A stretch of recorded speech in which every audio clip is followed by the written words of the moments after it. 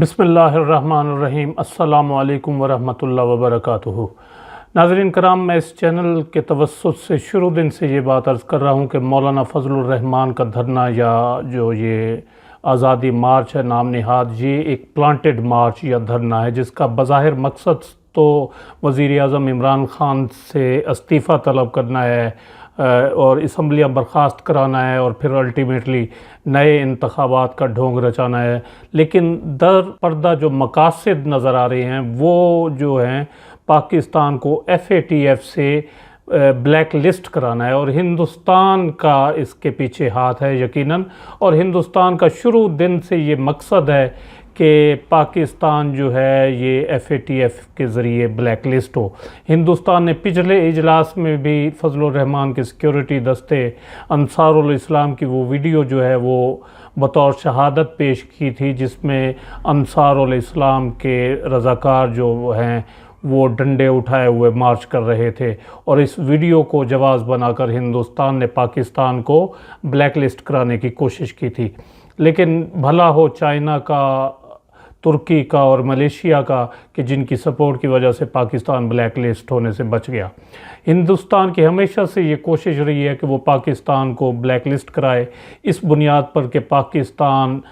دہشت گردوں کی پناہ گاہ ہے، پاکستان دہشت گردی کی سپورٹ کرتا ہے، پاکستان میں مسلح جتھے ہیں وغیرہ وغیرہ۔ اب ہندوستان کا میڈیا جو ہے آپ دیکھیں کہ مولانا فضل الرحمان کے دھرنے اور اس آزادی مارچ کی مسلسل کوریج کر رہا ہے، اور روزانہ 2-2، 3-3، 4-4 گھنٹے اس کی لائیو کوریج کی جاتی ہے، اور اس پر ٹاک شوز ہوتے ہیں۔ تو اس کی آخر وجہ کیا ہے؟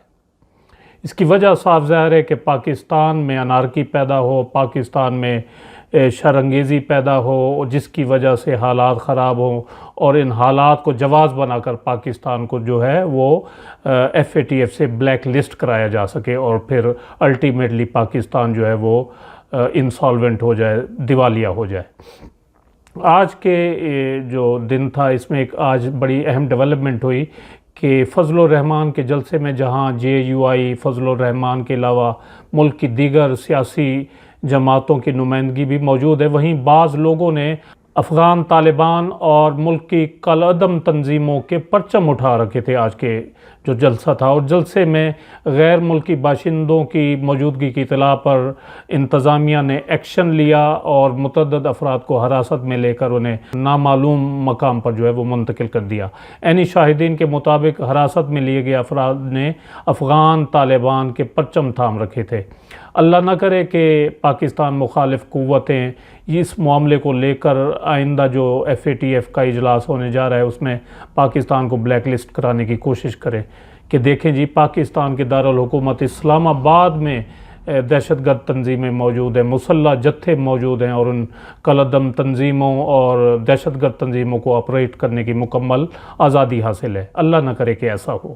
ایک اور چیز کی طرف میں آپ کی توجہ جو ہے وہ مبذول کرانا چاہتا ہوں، وہ یہ کہ آپ کو اس جلسے میں فضل الرحمان کی پارٹی کا بلیک اینڈ وائٹ جھنڈا بھی نظر آئے گا، ایک ترنگا بھی مجھے نظر آتا ہے، 3 رنگ والا جھنڈا، وہ پتہ نہیں کہ کس پارٹی کا ہے، لیکن انڈیا کے جھنڈے سے ملتا جلتا ہے۔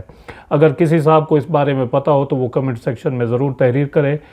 اور آج کے جو جلسہ تھا ان کا، اس جلسے میں کالعدم تنظیموں کے جھنڈے اور افغان طالبان کے جھنڈے بھی نظر آئے، لیکن اگر نظر نہیں آئے گا تو آپ کو پاکستان کا جھنڈا کہیں نظر نہیں آئے گا۔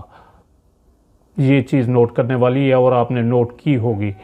اکا دکا کہیں اگر کوئی جھنڈا نظر آ جاتا ہے تو وہ ایک علیحدہ بات ہے، دوسری بات ہے۔ دوسری طرف جو کل مولانا نے ریاستی اداروں کے خلاف اپنے روایتی خبث باطن کا مظاہرہ کیا تھا اور کافی سخت زبان استعمال کی تھی شہباز شریف اور بلاول زرداری کی موجودگی میں، تو اس چیز کو شہباز شریف اور